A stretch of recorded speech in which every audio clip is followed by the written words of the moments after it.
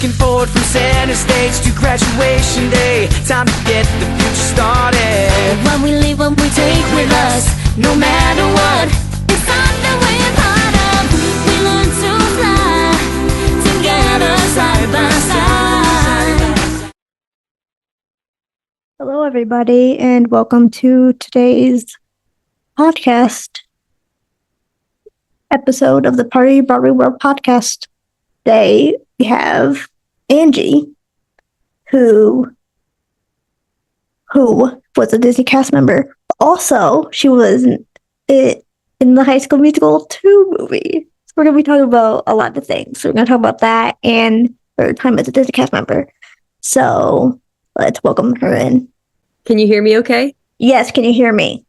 I definitely can. Okay. Hi, how are you? I'm so good. How are you doing? It's good to see you. It's good to see you too. I'm so glad that you were so keen on coming onto the podcast. Absolutely. Thanks for having me. So judging by when we first met and you and I got to talking and stuff, you told me that you were a Disney cast member. Mm-hmm. And you were also in High School Musical 2? 3. 3. Why did I say 2 from the beginning? Because there's so many of them. Goodness. Okay. Well, I guess first let me ask you about being a Disney cast member and what you did. Absolutely. So I have been a Disney cast member. I no longer live in Florida, but I worked both times in Orlando, so Walt Disney World. And I went at first I don't know if you know about the Disney College program at all. Yes. Yep. Absolutely. So I loved it. So I went on the Disney College program and I worked at the Boardwalk Resort doing merchandise. Mm-hmm. And it was so awesome. I was pretty young when I went out there. I was 17 when I moved out there, and I turned 18 on my program. And it was really interesting because I had been auditioning for them for a while, and I had been put on the bench for character performing. And so I was just kind of waiting my turn to kind of get into the performing aspect, because that's what my big passion is. Mm-hmm. Okay, that's a lie. Disney in general. The whole Disney umbrella. Yeah. That's a huge passion of mine. So I was really eager to perform.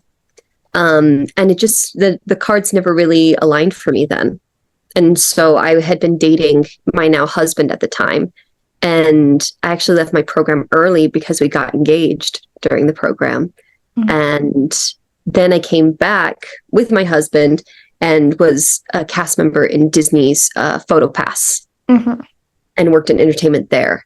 And that was probably my favorite thing that I had ever done. Working with entertainment, working with the guests, working with my fellow cast members, and the storytelling that's involved in Photo Pass was really phenomenal. A couple years ago, I could tell you that I wanted to work at Disney for a short time, for years actually. That was my big passion of working for Disney. Mm-hmm. Lately, with everything that's going on with Disney and the controversies that's happening and the changes that are making people mad. Yeah. I'm not sure I want to anymore. It's so hard. It's so hard because I have to separate it in my brain, because I have Disney, the Disney magic that I love, and I think is still at its core. But then there's this really crummy corporate side to it that really takes over. When I was working there, I got pregnant with my first baby, and my job was really physical at the time.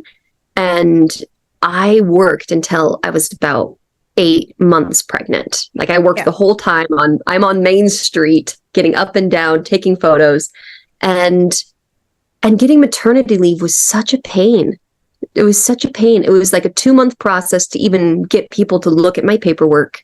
And then I was really scared because lots of people, they go on maternity leave and then they come back to Disney and they basically get no hours and they're just kind of scooted out of the company.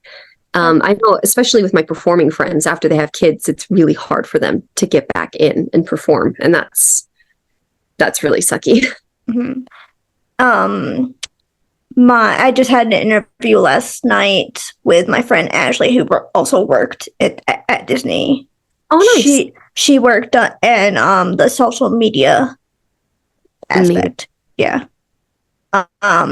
And she was fired for being pregnant. She was let go because she was pregnant. It makes me so mad. It makes me so mad. Yeah. Especially in positions like that, because they wouldn't, any other company would get in trouble for doing something like that. But I feel like Disney is such a massive behemoth of a company. No one can touch them. Yeah, I had a lot of friends.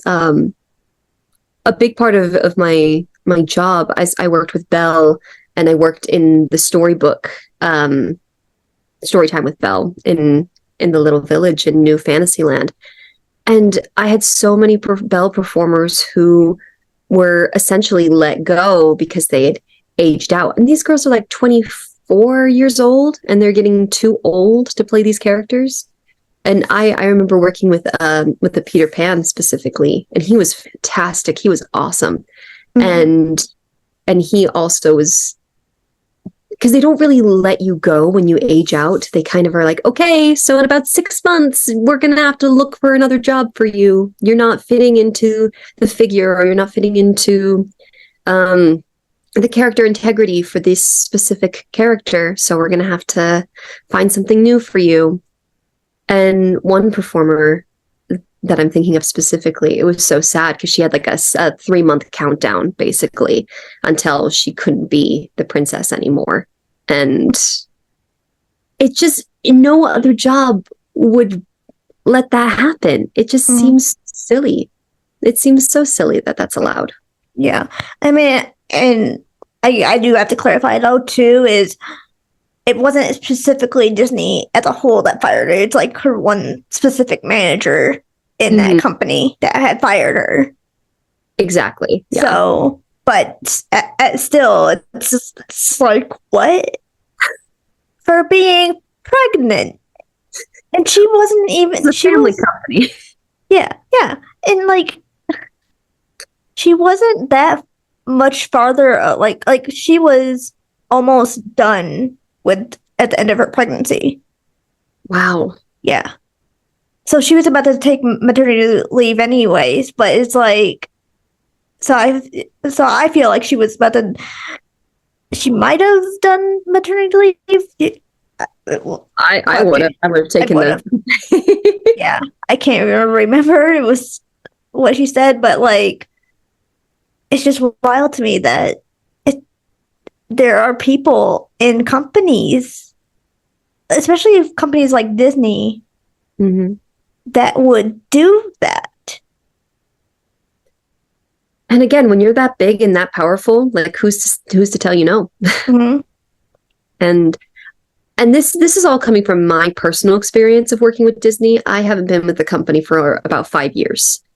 So I know that a lot of changes have been made, and it felt like, because I came back after maternity leave to continue working and training, and I was still auditioning for performing, and they just made it so much harder for me personally. Like, I was still trying to nurse, and so I had to leave to go and pump and take care of myself. But they would give me a 15-minute period for that, and my shift was all the way in New Fantasyland, and I had 15 minutes to get from New Fantasyland down to Main Street, do my thing, and then come back before that 15-minute passage was done, it was basically impossible. I was about to say, that sounds impossible. It was. And luckily I had some managers who were a little bit more lenient and gave me more time. And I had some fantastic cast members who really took care of me. But as the whole, it's too big. They have to manage all these people, so they can't let things slide. And that just silly. If I'm trying to picture the map of That seems impossible. I mean, luckily for me, I was able to go through the tunnels. So I would just jump downstairs and just walk basically down from like a little two-way walkway. But still, just the foot speed of that was nuts. Right. Oh my goodness. Oh my Maybe if I had gosh. a little golf cart or something. That's something Disney, and if you're listening to Disney, you should invest in that, because that would be kind of cool for cast members to ride golf carts through Main Street. Just through all the parks. And it's so funny because so at Epcot they have carts because what am I trying to say? In Magic Kingdom they have like the 2-tiered system where you've got all the tunnel work and then the park on top. Mhm. Epcot isn't so much like that. All the break rooms and stuff are all behind stage and all that jazz. So when I'd work with Snow White or when I'd work with Alice, our base would be over. If this is World Showcase, the base would be over back here. And so we'd take a golf cart all the way to England and their break room over here, especially with character performers, because you don't want their costumes to get messed up and they have a very emotional job to do. So I get it. Yeah. Those heavier costumes, those ones are mean. I feel like the worst ones would be the non-face character costumes, because my friend Sarah worked, who I also interviewed like a year ago. I had interviewed her and she said like the Winnie the for example the Winnie the Pooh costume, it's like huge head, heavy head with like metal rims throughout it, and then like a metal ring around your head, and like this person's like this big inside. yeah, and I'm like, is that legal? Technically, because you signed up for it, you know what you're getting into. and there like a torture. Oh man, there's some really, the costumes I personally feel like were the worst was Buzz Lightyear.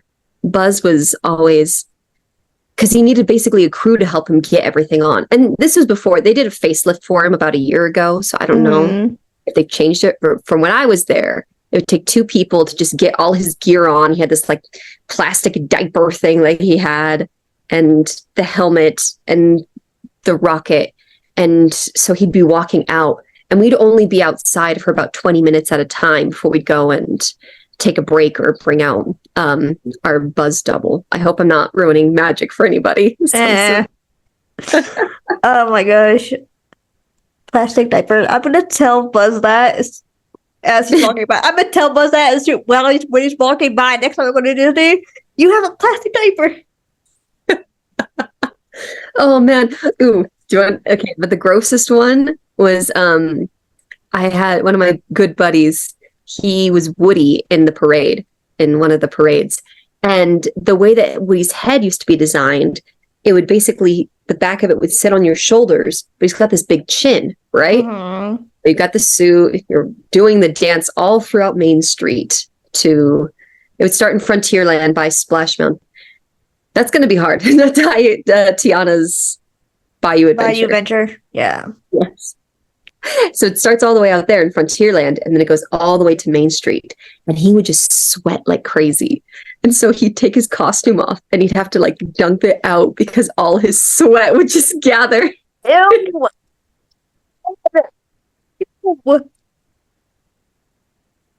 In the bottom of Woody's chin. I'm trying not to throw up on this podcast, but ew. Everyone just hears me gagging on. There's some gross things. I have another gross story if you want to hear it. Yes, always. So I was working with Ariel in Magic Kingdom, and we're meeting in her grotto, and I'm working with this wonderful performer, and she's got her mermaid fin on, and we're just having this great interaction. And it's our last interaction of this set. and it's an older lady and her little grandchild. So little grandchild comes up and they're having a great little talk about, I think they're talking about seahorses or something. And I hear this thud and I look over and grandma has fallen onto the floor. I'm like, oh no, what's going on? So I call my manager, I call ambulance, trying to communicate with this lady. Our character attendant is trying to take care of them. Ariel's talking to the little girl, making sure everything's fine. Mhm. And about 5 minutes pass and she's still there. And we're like, what else can we do? We just have to wait for help to come by. She stands up out of nowhere. She stands up and it's like, okay, we're done. We're going to walk out now. I'm like, do you want water? Do you need anything? Nope, we're going to go. Just gone. Are you Just gone. okay? Like, are you okay? But no, it's like, nope, I'm gone. But then this poor woman we found out later she had a stroke, but she had left diarrhea all throughout the entire grotto. And our Ariel can't move because she's in her fin and it's all right next to her in the little fin area. So they finally leave. Ariel velcros that fin off as fast and just runs in the back because she had to throw up so bad.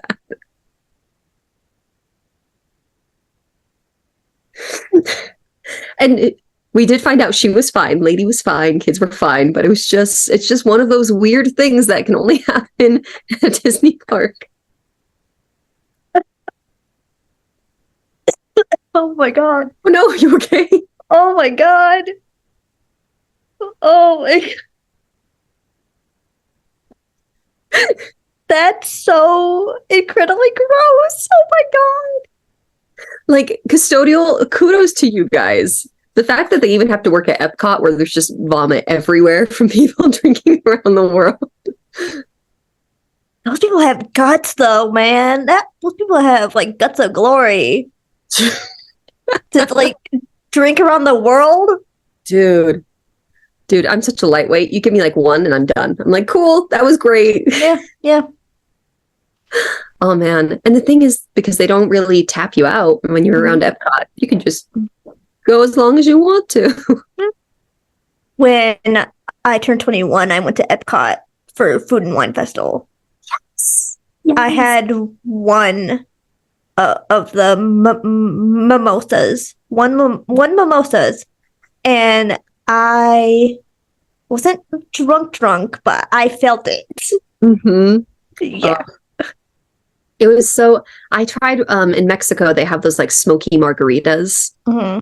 It was just so. I think it was the smoky taste, but it was just I couldn't eat it. It was so gross, and I ended up dry heaving for like the rest of the day.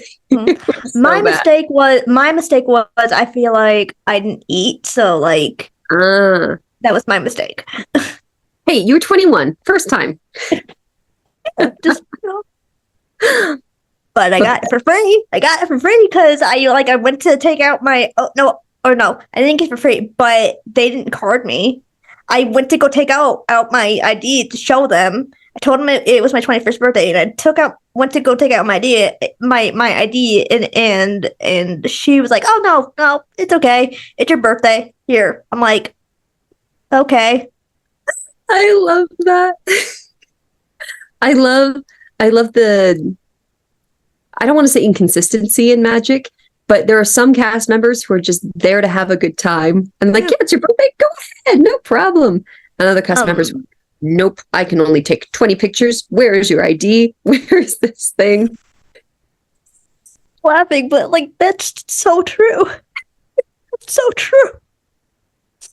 Oh my gosh. And then there was another experience the last day of our trip where my mother and I went to Garden Grill for dinner. Yeah.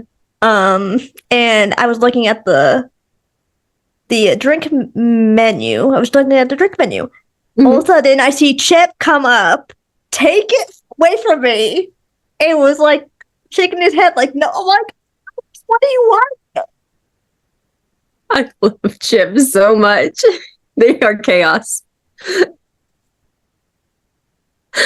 I'm just staring. I'm just giving him the stare of like, I'm gonna turn you into roadkill, dude.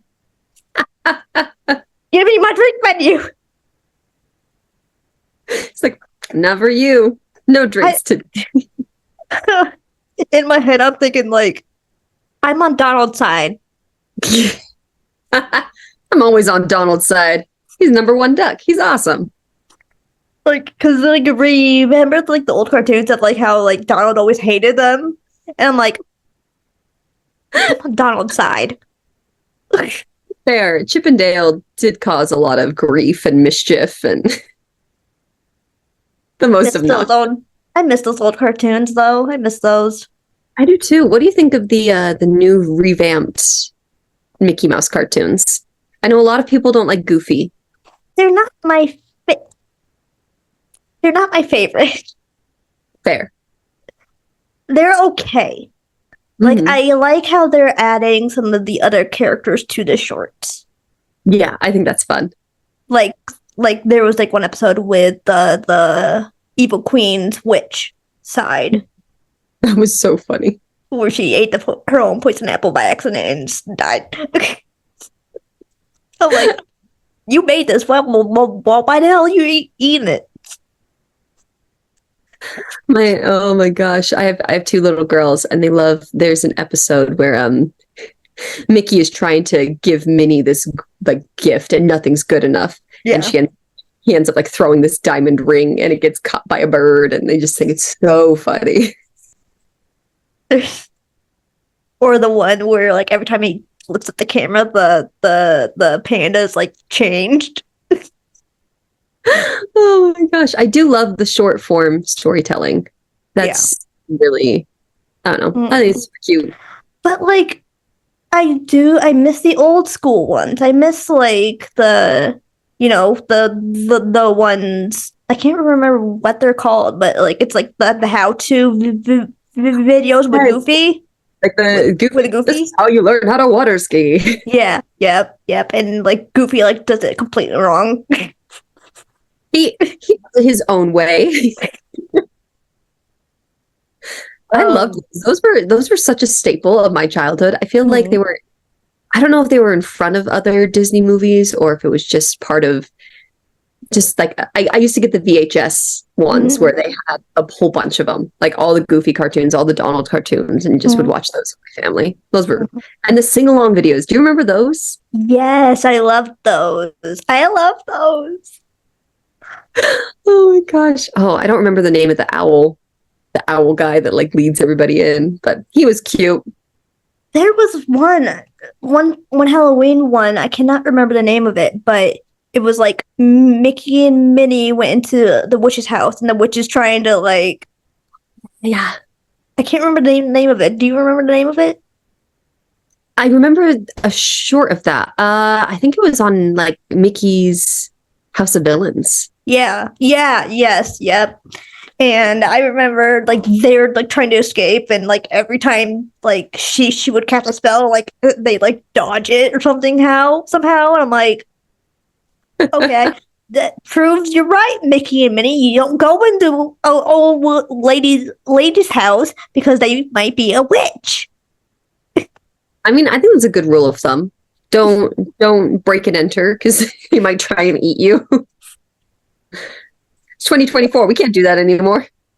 Or like the Trick or Treat episode with Huey, Dewey, and Louie with like the pumpkin on the ghost. Like I think it was either Huey or Dewey that had the pumpkin on his head, and like you can just see like before they turned the corner, you can just see the pumpkin bouncing. It's so cute. Yeah, I love it. I need more Huey, Dewey, and Louie in my life. I love the DuckTales, the revamp with David Tennant. I think he's brilliant. I really do. I really think that they should add them to the park. Huey, Dewey, and Louie. They have Donald, and I think they have Scrooge sometimes. They do. Yeah. Mm-hmm. He's usually wrong. At least Christmas. He's always there for Christmas. Yeah. But yeah, I don't know why we don't have more Huey, Dewey, and Louie. Yeah. I know we have the costumes. I never actually worked with them, but I know the costumes are there. there's like a lot of characters that I'm thinking of that only come out during like Halloween or Christmas that aren't year round that should be. Yeah. Like I think Yzma should be around all the time. We need an Emperor's New Groove ride. Come on. All the villains should be all year round. All like the Hades henchmen should be all year. Oh my gosh. Yes. Please. Oh man. I mean, they do keep it in the holidays just for the novelty and for people to come specifically to meet those characters. That's why I love, oh man, I don't remember if he still meets, but I love Gaston. I think Gaston is one of the funnest characters, and the Evil Stepsisters are my absolute favorites. I will go and hang out with them any day of the week. I have to show, after this podcast, I'm going to send you a video. I met Gaston. I gave him such hell. And I'm not sorry about it. Oh my gosh. Gaston is so funny. I worked with a couple of them, and something of three Gastons I used to work with. One was literally Gaston in human form. Just kind of like, oh, you're a cast member. That's cool. You're a female cast member. I'm going to talk down to you and make you feel like you're dumb. And then I had two other ones who were just the biggest sweethearts in the world. But I mean, that's just, luck of the draw there. But they were the most fun, and they were the ones I was the most protective of, because out of all the characters that get touched or harassed the most, Gaston is top of the list. Mm-hmm. Followed by Ariel, Jasmine, and Snow White. Mm-hmm. That cast member, though, was top tier, though, because he took my phone to take pictures, but as soon as I started to give Gaston hell, he started the video, and I have the whole entire video. Yes. Oh my gosh, I love that. I had a Gaston who would do a bit because people would take pictures. Mm-hmm. Obviously, when you're meeting and greeting people, and he would just take them and just flip them and then use them as mirrors, and so he'd have like 4 phones in his hand, just. Like, don't drop those. Please don't drop those. Or else you're going to be liable. Who are they going to make liable? Gaston? Yep. From Beauty and the Beast? Yep. He's got his own tavern. He has the money. He's got the means. He's got the means. He's got the money. He has his own tavern. He's fine. Oh, man. That is okay. I don't know how you feel about the live Beauty and the Beast. I love it. Beautiful, because I love it. See the costumes that Belle wears in real life. Those would be beautiful costumes to see in the park. Yeah, I loved it. Especially when they added Evermore, that song, and it's from the musical production, and it's like, it's one of the Broadway songs. Because they have what is that? Now I'm mixing them up, because they do. I don't know if Evermore's in the musical. I know that. Now I'm just getting Has Been Hotel songs stuck in my head. What's the what's the song they sing in the musical? I can't. I gotta look it up because it's gonna drive me crazy now. But I don't know if I think Evermore was written for Dan Stevens, because Dan Stevens is just amazing. Mm-hmm. Yeah, no. That was on Broadway first, and I'm like, yes, they added Evermore. It's so good. It's so good. I cry if I'm listening to the Broadway soundtrack or watching the movie. I cry every time I hear that song, because I'm like, oh, it's right in the feels. Yeah. It reminds me of Phantom of the Opera. The oh man, what is the sequel that they made? With Ramin Kamerlu, I can't say his last name. But the Till I Heal. Ramin Camille, I don't know his last name either. Damn it. Ramin, I'm sorry, Ramin. I can't say it. I'm so sorry. But it reminds me a lot of the Till Love Never Dies. Love Never Dies. Thank you. Yes, I just remembered that as we were talking, and all of a sudden it popped in my brain. I was like, yep. Love Never Dies. Love Never Dies. Which I don't understand why people hated. Some people hated that. Some people really didn't like it. And I enjoyed it. It's not Yeah. my favorite, but I enjoyed it. Yeah, I mean, I get where they're coming from because it's like, oh, family opera ends so beautifully, but I think it's nice to see like what the characters are up to Mm-hmm. post Phantom, post Right. the burning down of the opera house. Spoiler No. alert. I think a lot of purists were really upset with it because the book is so the book was actually written on true events that happened. Mm. There was an opera house and there were multiple ballerinas and singers who were murdered and raped in the opera house. And so that's when the author wrote the story. And it was this big horror story for years and years and years. And then the music came along and made it kind of this more dark romance kind of thing. But so I can see why some people are upset because it's not how it's supposed to be. I'll tell you what though, like whenever the part, even if it's just like the movie of family opera with Emmy Rossum and Gerard Butler, like I have to shut my eyes when like right before the guy drops hung from the from like the rafters, and I'm like, nope, I can't watch that scene. It scares me for some reason. Scary. I think that people forget that Phantom of the Opera is a horror, and there's multiple murders. No, I think that people feel that way. I feel like, where are my words? I feel like that happens a lot with musical theater. Like with Heathers. I love Heathers. I think it's so good. Right?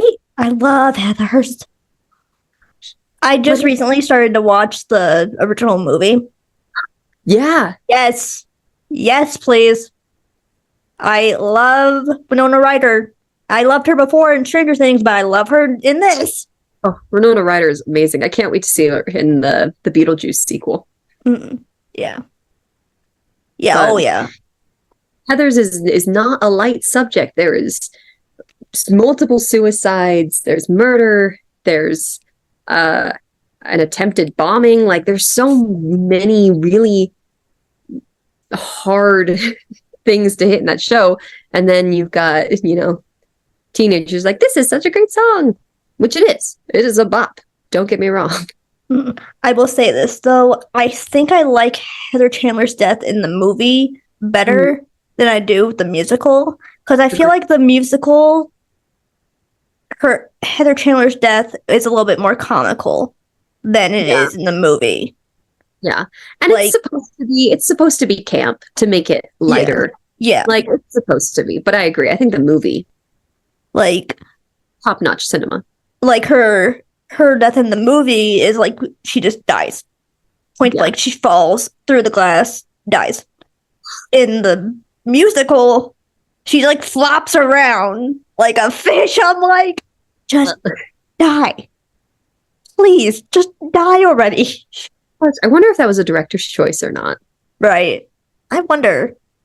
No, oh my goodness. So I've actually never died on stage. I've never had a character that has died on stage, but my husband has. He was in Jesus Christ Superstar and he played Judas. And the director, because there's a hanging scene in it, they're like, we're not going to do any hanging. You're just going to kind of stand there and like flop a little bit and then the lights will go dark. And he's like, this feels silly. So he comes home and he's got like these ropes and harnesses and he's like, hey, I'm going to learn how to hang myself for this role. Just nonchalantly like, hey. Right? The guy at Home Depot, like, hey, how can I help you? Oh, I just need to hang myself because I'm playing Judas. But to cut over to the guy's face with like,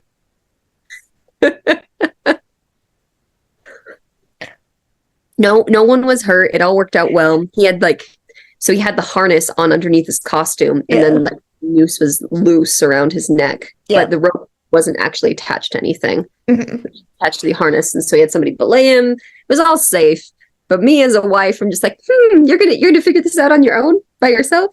Do you want some help?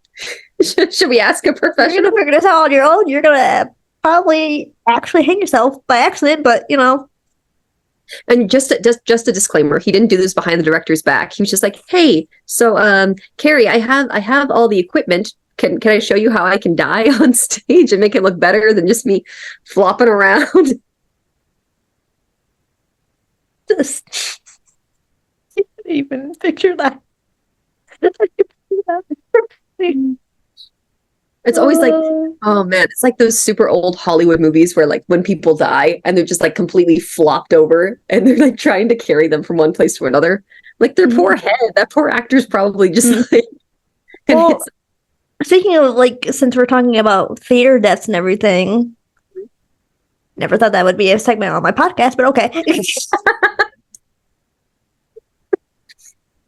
We go with the flow. We make it happen and work. The death of Beetlejuice in that musical, Yeah. like, it's kind of badass. I'm not gonna lie, it's kind of badass. The fact that Lydia, like, just literally. I mean, I think that's just the definition of Lydia. She's just badass in every sense of the word. And he's just sliding down it. I'm like, oh god, ew. Oh, Beetlejuice, that's a dream show. I love that show. Oh, I love that show. It'd be so fun. I'm really bummed. I was in New York right before, like right after it had closed. So I'm like, oh, I guess we're not seeing that one. But you know what? I got to see Aaron Tveit and Moulin Rouge, and I got to see Hadestown, so I can't complain. Dude, it was a literal fluke. We had gone to see Hadestown and to see Patrick Page and Amber Gray. And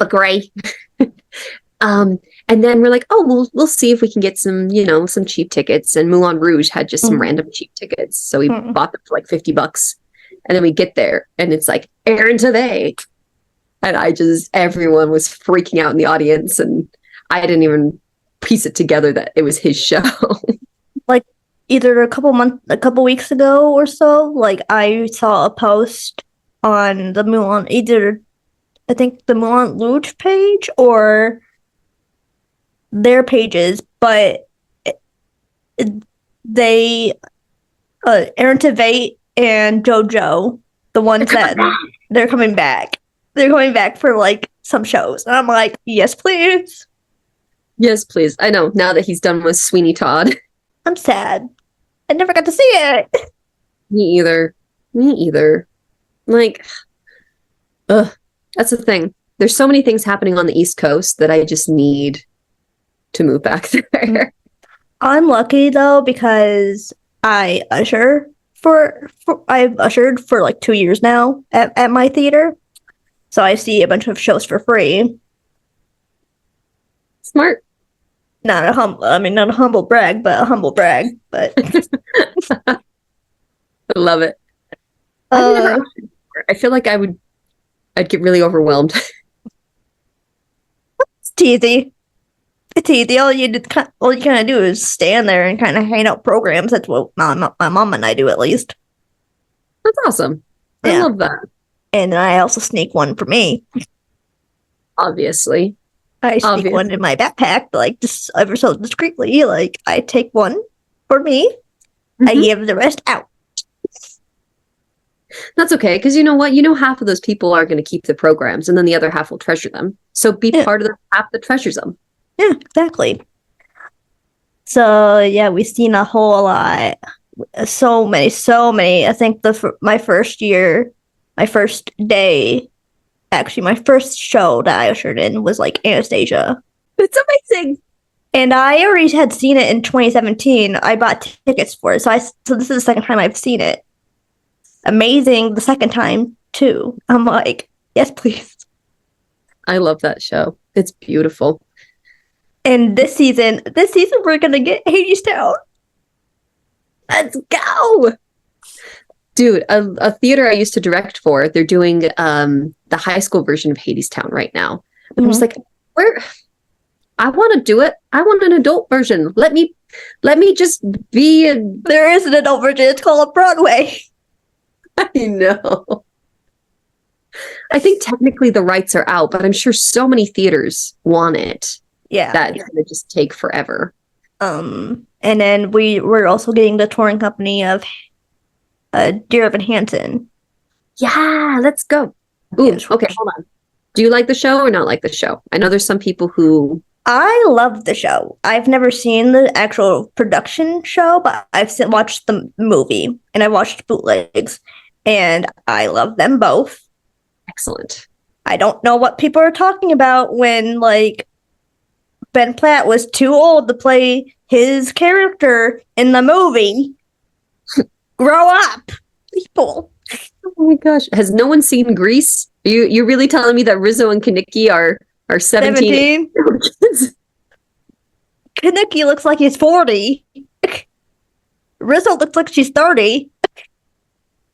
Right? Oh my gosh. The only ones that are passable are like Frenchie and Sandy. I love Frenchie. And the pig. I can't. What's the other one? The one with pigtails. Oh, I can't remember. What was her name? I don't know, but I think she technically was the oldest one in the cast. That's so wild to me because she looks so young. Yeah. I wonder if it's just the pigtails. Yeah, maybe. Do your hair a certain way. But I mean, they all passed for 17. Rizzo did not. Oh, did you watch? Chi did not. Oh my god, Chi didn't either. The one that, yeah. Neither did Danny, kind of. I mean, No. kind of. We got John Travolta. What are you gonna do? I mean, it works. It's fine. I like that. But it's just it's so wild to me thinking about John Travolta, like from going from Danny Zuko to Edna Turbolat in the movie. Hey, I completely forgot. My girls were watching Bolt the other day, Mhm. and I'm just like, John Travolta and Miley Cyrus. This is quite the pairing here. Wait, John Travolta was in Bolt? I didn't know that. What? Did it just blow your mind?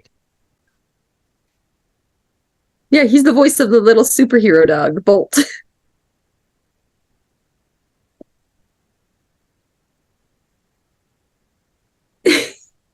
He and Miley Cyrus sing a very lovely duet in the credits. What? The actual. I am today years old when I found out that John Travolta was Bolt.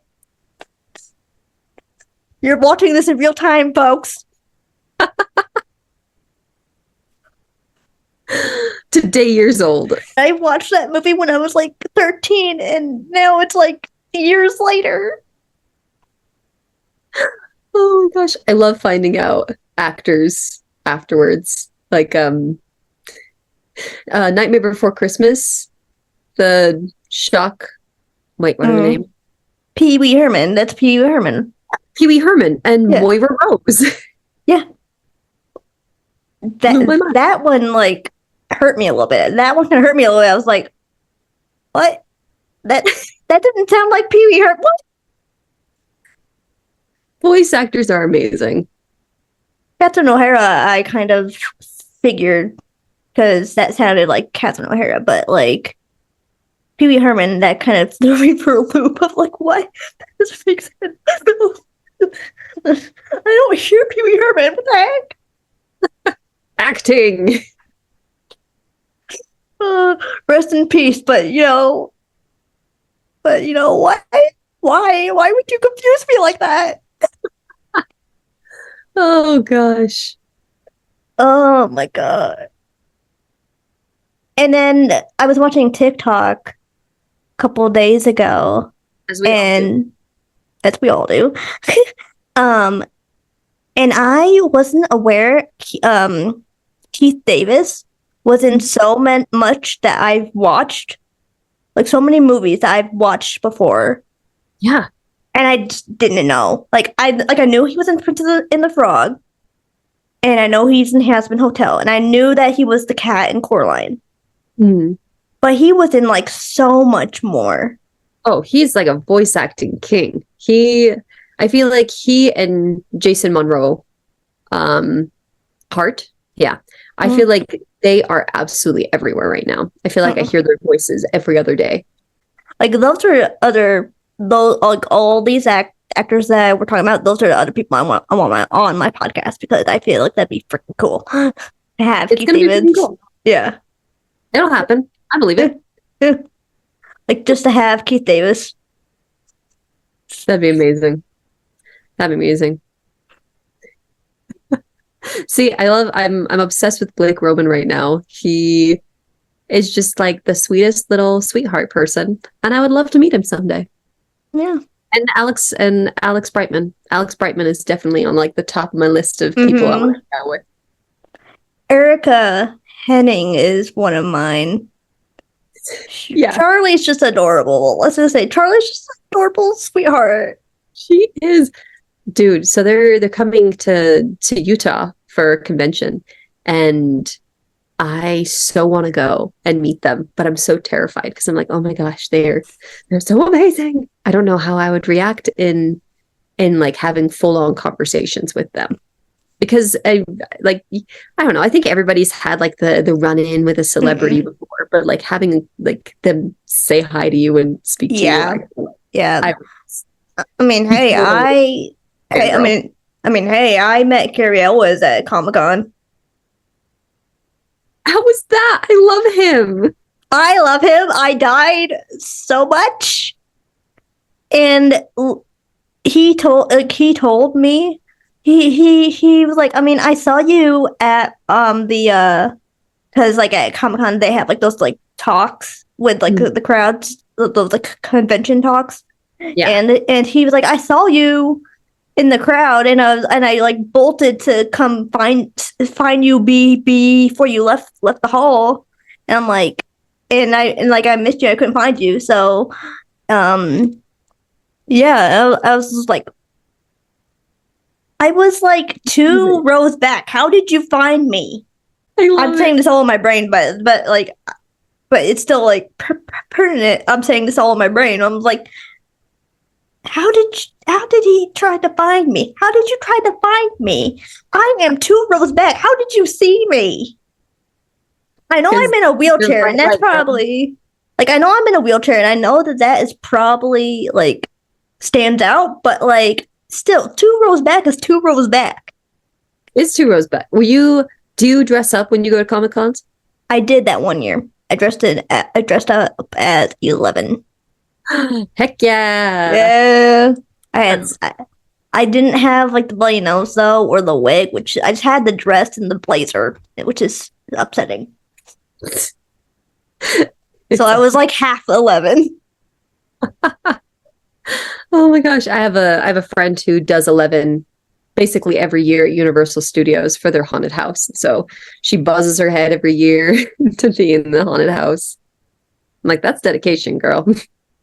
I was gonna make a joke because like I was like just only a half 11 cosplay. I was 5.5. That's what I was. I was 5.5. I love it. Did I snap? I didn't mean to snap. Snap, but okay. Oh my god. Basically that's what I was. I was 5.5. That's not even a number of the people in that hospital. I don't think.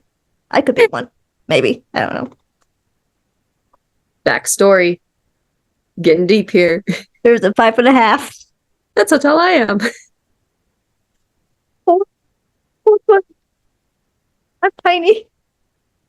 Oh my gosh. Dude, that's all I wanted when I was auditioning for the Disney parks. I just wanted to change my height because I was in such a dead zone. It was like, can I just be shorter, please? Let me be short. I want to just be a duck.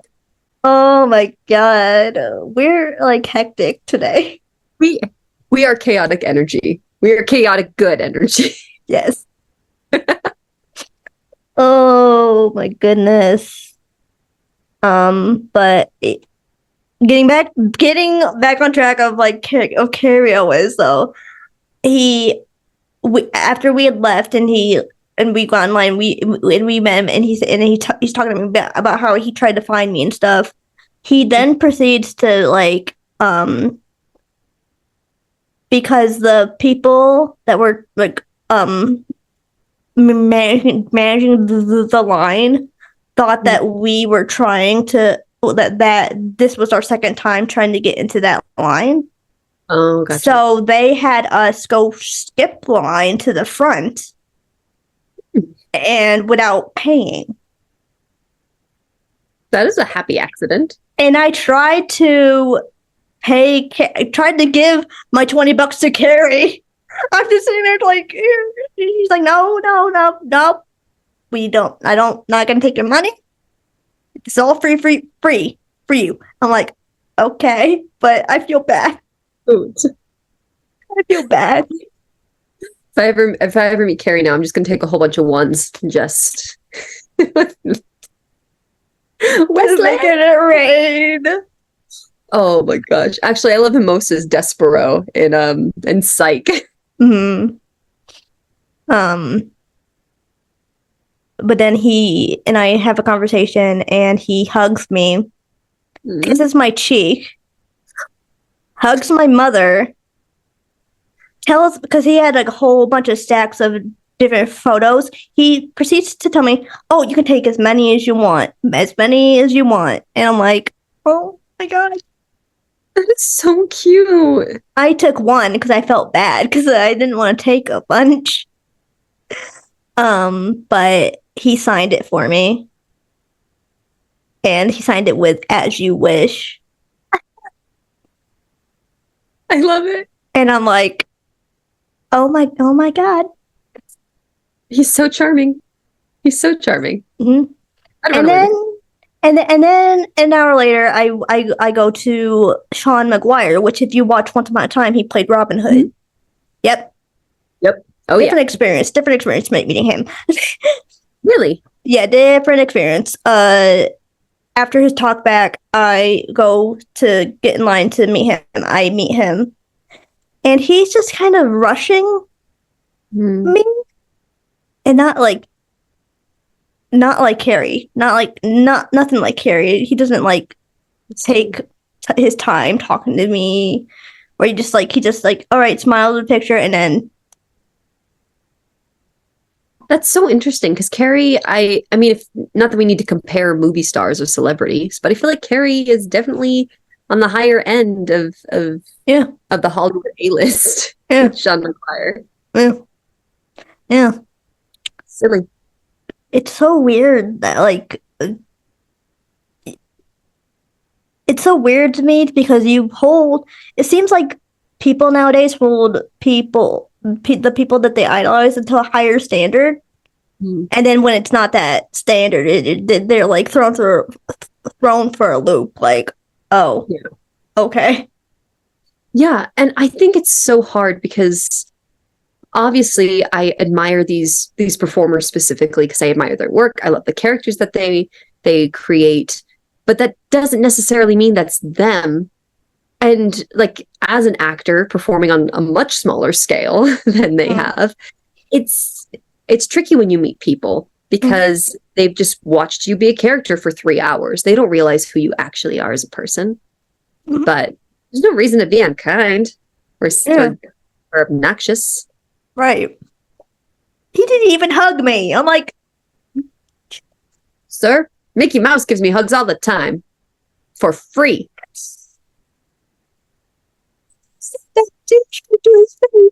Your leader gives me hugs all the time. I love it. Your leader, because Once Upon a Time is Disney in the real world. So it's your leader gives me hugs all the freaking time. So. Fine. Oh, man. Did you ever see when they were promoting Once Upon a Time, when it first aired, they had Jennifer Goodwin come to Disneyland and they put her in a Snow White costume and she interacted with characters for an hour. Yeah. I love that.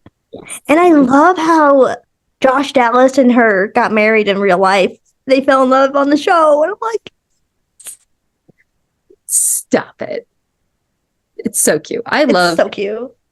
I mean, I know Once Upon a Time gets some crap, but the first season specifically was had an insane chokehold on me.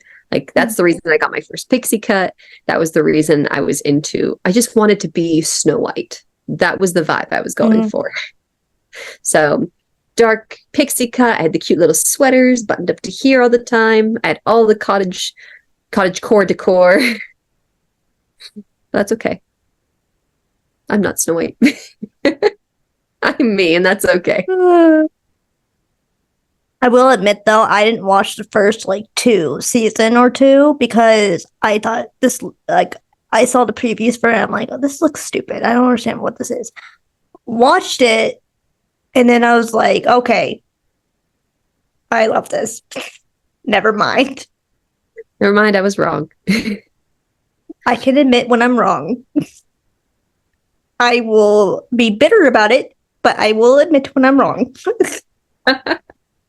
What's your sign, if you don't mind me asking? A Scorpio.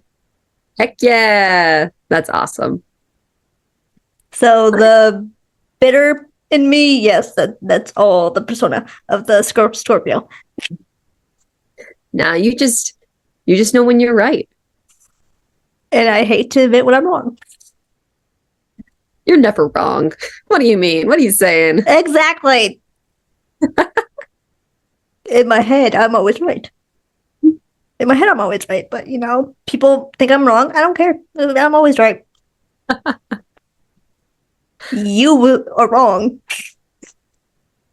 See, and I'm very much Gemini, so I'm like, I don't think I'm wrong, but maybe I am. I don't know. They seem smarter. I'm sure they know what they're doing. But that's why I tell people, I would like to tell people, though, I'm right. You are wrong. You are the problem. I just hear Danny DeVito and Matilda. I'm big, you're small. I'm right, you're wrong.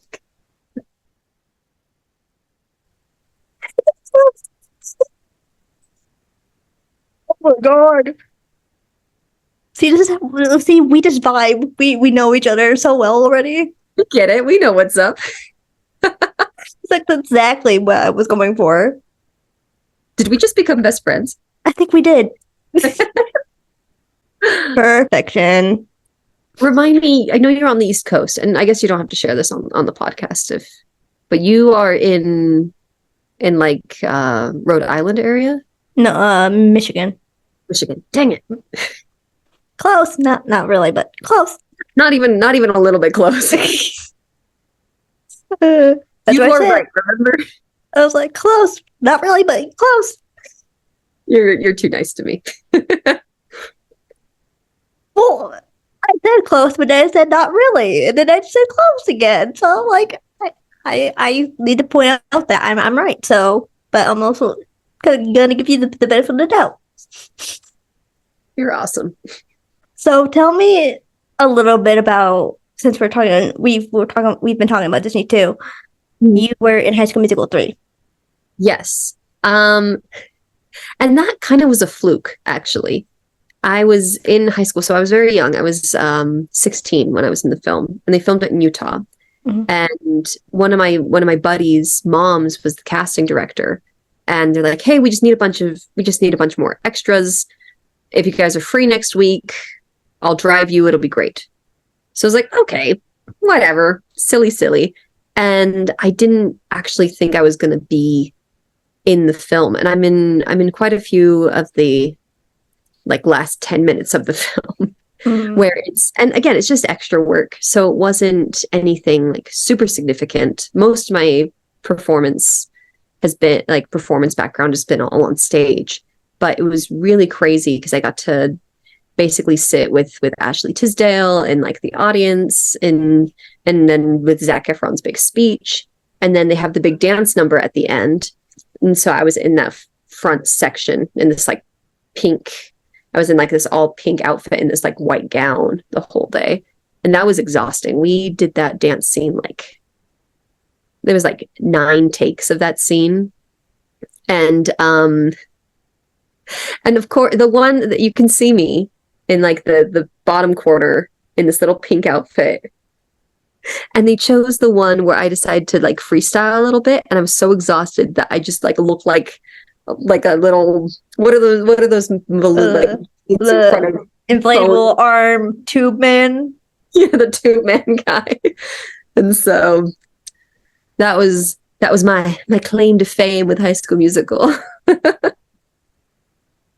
Still fun. It was a blast. It was an absolute blast. And it was crazy to see how well we were treated even as extras. Like the food was great. Everyone was super kind.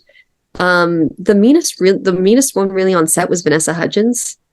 And she was just kind of just no nonsense, just over it.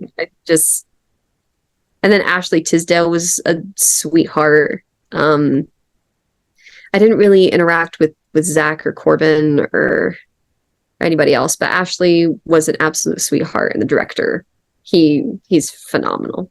That checks out about Vanessa Hudgens, though. I feel like it's just her persona, just kind of like I see her on TV and stuff. I'm like, yeah, that makes sense. That makes sense now. Right? And just a vibe. Obviously, I don't know her as an individual, but I see the roles that she gets, and I'm like, you either play like the super naive, like girl next door, or you're playing kind of like the mean, selfish biatch. Like, I feel like that's how you present really well, as cute girl next door, but in reality, you're kind of more in your biatch era. Yeah. I mean, which is kind of ironic because isn't Sharpay kind of a bitch? Oh, very much so. Like that's Sharpay's whole thing. But I don't know. I think Ashley Tisdale had also been working a lot longer than Vanessa. And so she was just there. She was having a great time. And I don't know. I know that Zach and Vanessa were like dating pretty seriously at that time. So I don't know. I've worked with my partner quite a few times in performances, and that's been super awesome. But I know that it can be really stressful in a relationship as well. So I can't imagine holding a whole franchise on your shoulders. And right. I mean, yeah. Because that could sound like really stressful. It sounds really stressful to hold that much on your shoulders. But also, be kinder, Nessa. Be kinder. Be kind. And who knows? I loved her in Tick Tick Boom. I think she's fantastic. Love Tick Tick Boom. I loved it. That's the thing. Like Andrew Garfield, incredibly talented performer in every way. The kindest little cinnamon roll human in the world. I also loved that they had almost every single Broadway performer on Earth in one scene. Just in one scene. The cafe, like cafe scene. Yeah.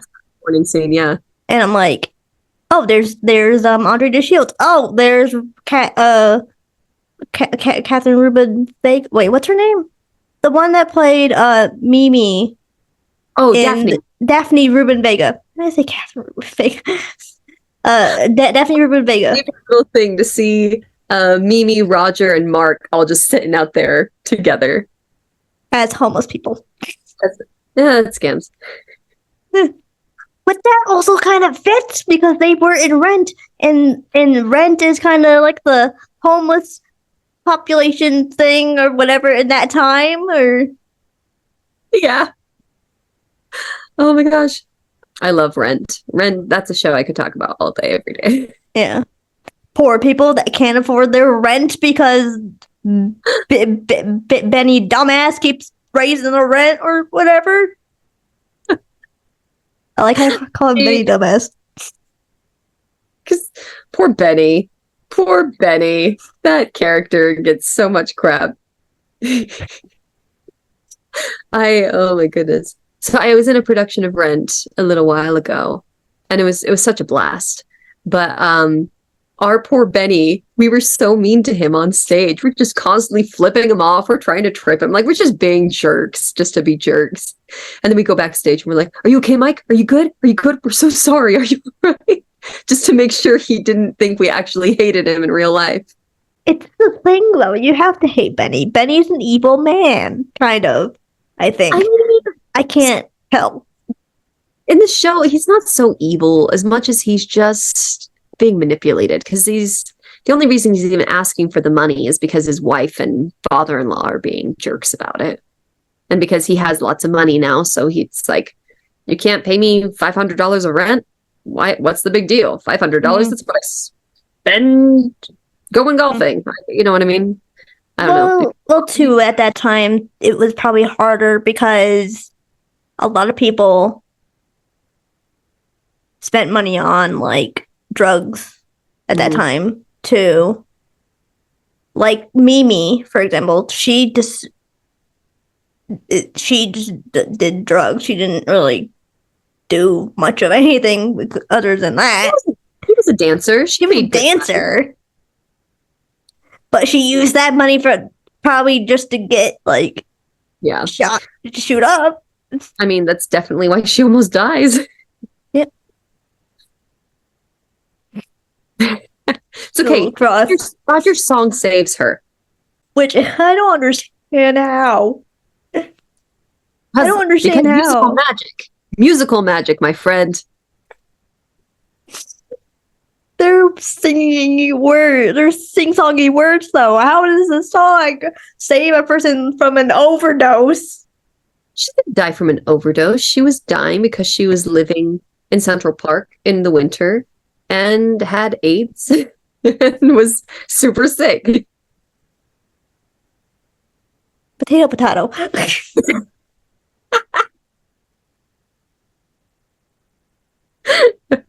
Kumasei kumasa. It's neither kumasei nor kumasa, but whatever. All good. It is all good. I know nothing. See, that's the thing. I know nothing about, like, Jagged Little Pill. A godsend of a musical. You should watch it. It is a godsend. I need to. I've listened to some of the music and it's great. I have nothing against it. I just haven't taken the time to. I am a mom of two. Most of the things that I watch are chosen by my children. Mm-hmm. But that is on my list of things that I really want to watch. I haven't even listened to Gatsby too much. Like, I've just heard like, New Money a little bit and Green Light.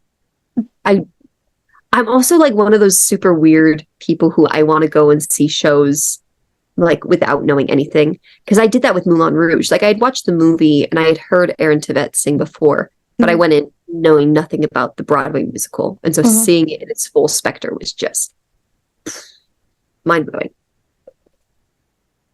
New Money has a chokehold on me like nothing before. I heard it. I didn't even see TikToks on it before any of this. I listened to it on YouTube, and that just chokeholded me so hard. It's just such a good show. I'm surprised it took this long for a Gatsby musical to happen, to be honest. Well, I mean, there's the other Gatsby, but I think that's a more sort of a play than, or is that a play? Play. I'm pretty sure it's a play because I had a director friend who was trying to write a version. There's some weird copyright thing where they couldn't make a musical because the book was X, Y, and Z. Like, I don't know, but it doesn't matter now. It's a musical. Jeremy Jordan, Ava Novoselov. Let's go. Sam Pauli. As Jordan. And yes, please. Dude, Jordan had a chokehold on me since the Leonardo DiCaprio film. Yeah. She was beautiful.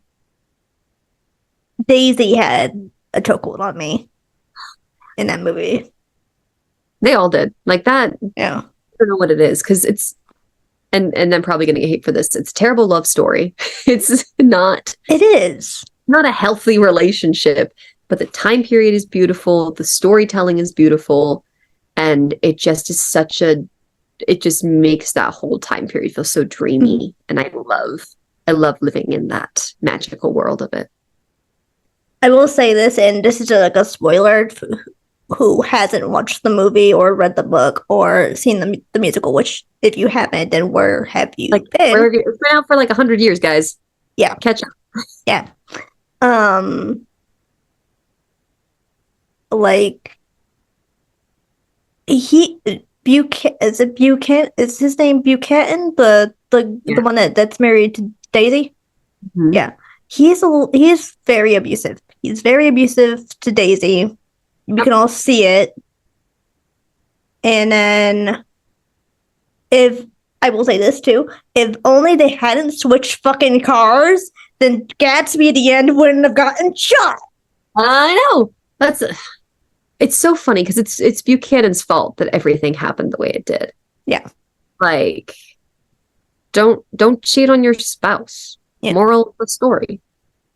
But I don't know.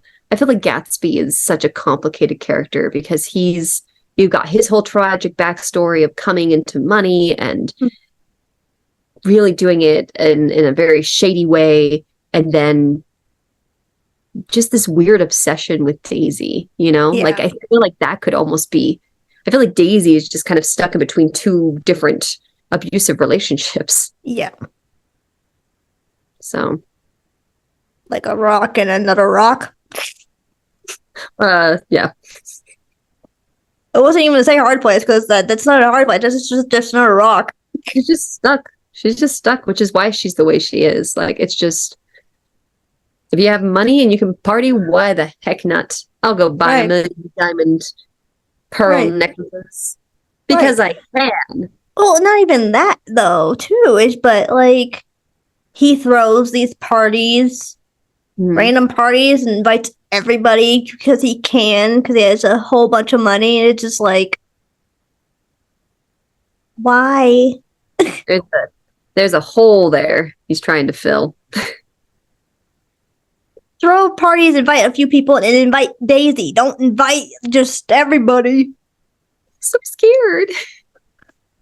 What if she doesn't like me? Well, then she's not the one for you, sweet cakes. Sorry you even designed your Gatsby logo with a daisy in it. She doesn't like you. I just realized that. Oh, wow. I'm obsessed. Daisies are like, if you watch the film again, there are daisies all over his house. Like in the tile work, in the pool, in his ring. Like everything has a daisy. Oh, it's a little creepy. It's a little creepy. It's a little creepy. It's little creeps. And that's okay, I guess. That's like that one horror movie of the stalker that she kidnaps the guy. Oh, is it that new one? Is it the bear? No. Oh my god. Baby reindeer. It's the little baby reindeer for me. Oh, yep. Bear. The bear is the cooking show. Yep. I'm getting mixed up with My Murders. Yeah. But there was like one years that, like in the 90s of like with Rosie O'Donnell as I can't remember the name of it. Oh, if anyone in the comments knows it, please comment down below because I'm blanking. Yes, let us know. You're talking like the Rosie O'Donnell show? No. It was like a movie of like this guy gets into a car crash, she saves him, and like she saves him. She takes him back to her house, and like she holds him captive there, basically. And like the guy's like of a writer, like, and the guy's like a writer of her favorite book, and it's weird. I don't know. What? To be honest, the only thing I really saw Rosie O'Donnell in was Tarzan when she played Turk. I love that. I feel bad. I'm a terrible 90s kid. I don't know what else I've seen her in. I think that was like the only Disney movie that she was really in was Tarzan. I think you're right. Yeah. I don't know. I feel like you're in every single Disney movie or you're in one. Like you get one. Yeah. Unless you're in Dina Menzel and you get 3. Wait. Is she in 3 or just 2? Enchanted, Frozen. Let's see, there's the Olaf series. Mm-hmm. Okay, so we got all the Frozens, and we got like the Christmas movie, and then Frozen 1, Frozen 2, and then she's gonna be in the third one. There's a third one? There's gonna be a third one. Nice, man. I just know about Moana 2 and live action Moana. Oh no, there's gonna be 3 and 4. I'm like, why is there gonna be 2 more? Why do we need 2 more? I don't know. I just want everybody to be happy. I love Anna. Anna and Kristoff have my whole heart. I love Anna and Kristoff too, but that doesn't mean we need like 2 more movies. Yeah, that's fair. Where's Rapunzel 2? Where's Tangled 2? Thank you. There's the TV series, but that doesn't count. That don't count. Jeremy Jordan. Yeah. I love. Man, he's in a lot. He's in like Newsies. He's in it's like Tangled. He was in the Tangled series. He's in Hazbin Hotel. He's in like I feel like he's in everything. Is like I feel like he's in the Dead Note musical. Oh yeah, that I'm so upset I didn't get to go see that when it was on Broadway. That'd be so cool. Yeah. He's literally that and Adult House. Adult House. I wanted to see that one too. That is one of my favorite plays. That's a dream show for me to be in that one. Oh, I even forgot to even ask you this, but like, what did you watch the Tonys? I skimmed it. I watched bits of it because skimmed it. Yeah. Did you watch the performances? What did you think of the performances? I loved them. I think they were phenomenal. I think Outsiders looks freaking incredible. Oh, I love the Outsiders one. Oh. Illinois, that performance, that Tony performance made me cry. I was sitting watching TV, just sobbing because I'm like, this is so beautiful. What the hell? It's so beautiful. And I love cabaret. Like, I love cabaret. Yeah. Deep love. I have a note about cabaret. Tell me, what are your thoughts? That performance, and this is before I knew that it was supposed to make me feel this way. It made me feel, his performance made me feel very uncomfortable and very terrified. Yes. Because he was very scary. Yes. And he made like the swastika kind of with his arms, and I didn't like that at all. And just like it was like very puppety, and I didn't like that. But apparently that was supposed to happen. That's his version of the MC. Yeah. It's such a funny show because I feel like people get tied up into the like scantily clad, sexy cabaretness of it. Mm-hmm. So they think of it's going to be kind of like Chicago, but it's a heavy show. Oh yeah, that's another one that I was lucky to see. So my husband actually played the MC here in Utah, and it's just a really creepy, scary role. And people just think of it as fun and silly. Yeah. But it's such a good face to put on for a villain, you know? I 2 days ago finally was like, you know what? Since I don't really know much about cabaret, I'm gonna go on YouTube and I'm gonna look up cabaret and watch the Alan Cumming bootleg of it. I watched it. Totally terrified. Yeah. I think Alan Cumming is my favorite of all of them. Joel Grey isn't bad, don't get me wrong. I just love Alan Cumming. I didn't realize I was going to pick up on a lot of what I did pick up on, of like, oh, these are like things that are kind of still happening today, sadly. That's scary. Yeah, and that's what I feel like. You watch it and you're kind of sensing of like, oh, this is real life. This is like Yeah. real and this could happen again. I think that's so interesting with musical theater in general, especially with the revivals that are coming out. All stories revolve around what's happening at the time. So I feel like Merrily We Roll Along and Gatsby and Cabaret all have such strong themes in what we're doing and what we're experiencing in our lives now, even though these stories were written so long ago. Yep, I agree. And it just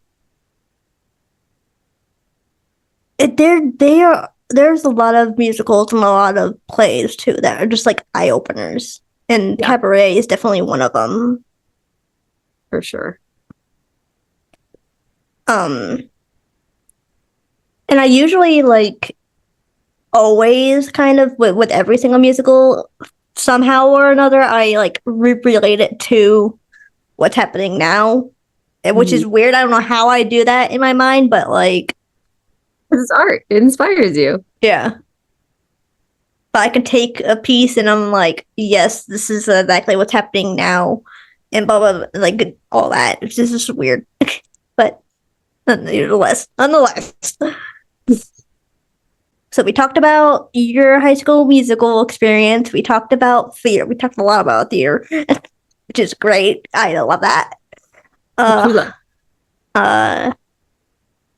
Is there anything else you wanted to tell my audience about anything?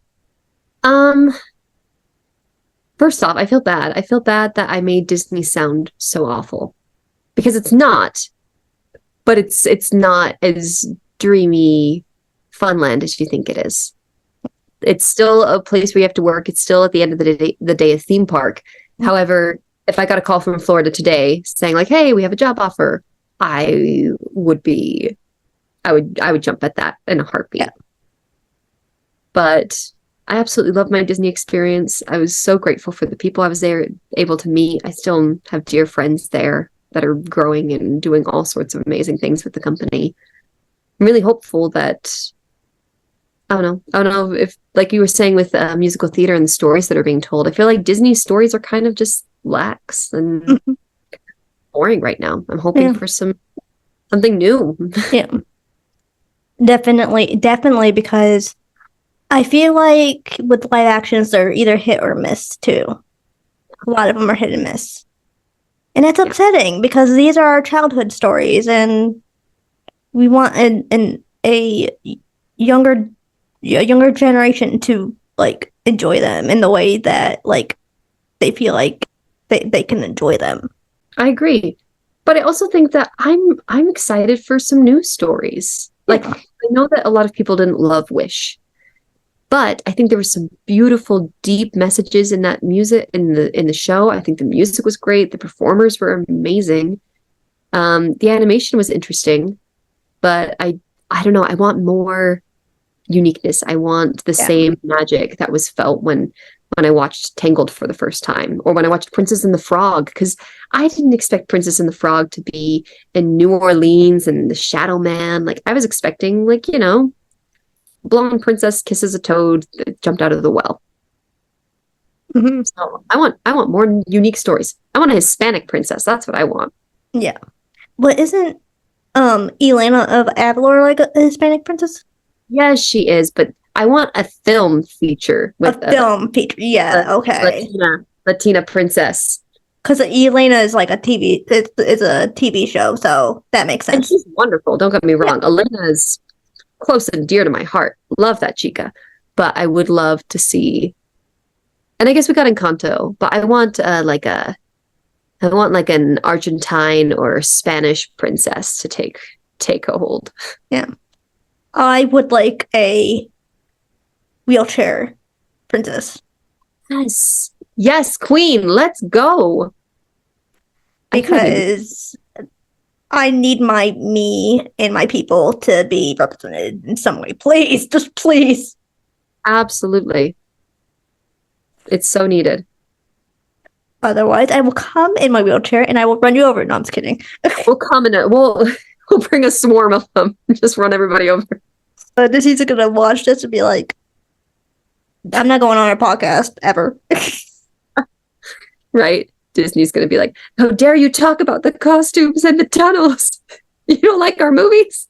I'm probably gonna get banned, but oh well. Nah, what are they going to do? The internet's too big. Yeah. We're But- bigger than you. Right, you're wrong. I'm big, you're small. Oh, Danny DeVito. That's what I want. Live action Hercules with Danny DeVito and Whitney Houston. They're working on it. They're working on the live action Hercules. Heard. And I know the West End is doing the musical. I believe Dan DeVito is gonna be in it too. I've heard rumors. I don't know if they're true, but I've heard rumors, which I'm excited for. That's who she. Maybe we don't want Danny DeVito as president, but that would be a riot. They're better than the two old people that we have. But like Danny DeVito's just another old white man. Damn it! I'm sad now. Let's just have Beyonce. Beyonce, you take a whole country. Save us. This ain't Texas anymore. And This Ain't Texas can be our new national anthem. Oh my gosh, could you imagine? What a bop. We're just like doing the pledge of allegiance to the flag, but instead of like that, it's like This Ain't Texas. I love it. I love it so much. Oh my goodness. Oh, this podcast went off the rails, I swear, but I don't care. I'm so sorry. But okay, what else can I say? I have my whole Disney audition experience. I also have a podcast, so I have that episode there if you guys are interested in learning more about the Disney like performer audition process and how that goes down. That was a pretty awesome and terrible experience for me in my life. And I just think you're amazing. I'm just so grateful that you took the time to chat with me and just hang out. This is great. I think you're amazing. You're so sweet. Well, guys, thank you guys so much for watching or listening. And we will be back with a new episode and next time. Bye, guys. Bye.